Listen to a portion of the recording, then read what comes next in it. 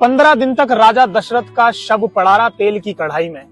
पास में एक पुत्र नहीं है जो अग्नि दे दे साहब, क्योंकि प्रकृति को बिल्कुल फर्क नहीं पड़ता कि आप ईश्वर हैं या ईश्वर के पिता हैं। प्रकृति तो आपके कर्मों का फल आपको देके रहती है साहब। ये राजा दशरथ कौन है? साधारण है क्या राजा दशरथ? अखिल ब्रह्मांड नायक जगतपति योगेश्वर नाथ श्री राम जिनके पुत्र हैं।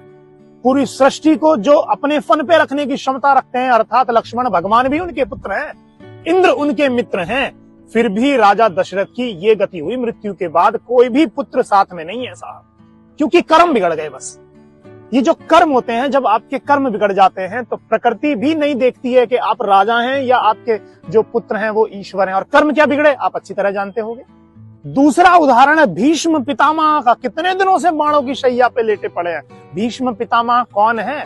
सबसे बड़े ब्रह्मचारियों का अगर उदाहरण लें तो भीष्म पितामह का नाम आता है। कोई भी गलत काम नहीं किया 100 साल तक भी, परंतु एक ही गलत काम हुआ कि एक नाग को साइड में फेंक दिया और वो नाग कांटों में गिर गया जाकर, और वो कई दिनों तक पड़ा रहा साहब। दूसरा, एक हिरणी को तीर मार दिया, वो हिरणी गर्भवती थी, तो ये कर्म बिगड़ गए साहब। अब तीर मारा एक और कांटों में नाग पड़ा रहा, तो भीष्म पितामह भी बाणों की सैया पे लेट गए।